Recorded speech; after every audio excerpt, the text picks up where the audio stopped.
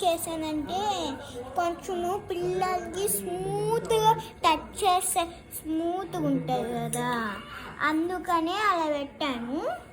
ఇప్పుడు మనం గార్డెన్ దగ్గరికి వచ్చేసి ఇక్కడేమో కొన్ని రాయలు ఉంటాయి.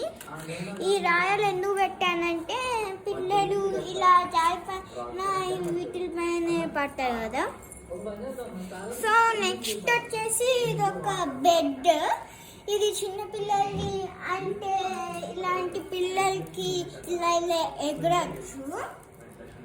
ఇప్పుడు వచ్చేసి లాస్ట్కి వచ్చేద్దాము. ఇక్కడ ఒక మినీ స్విమ్మింగ్ పూలే ఉంటుంది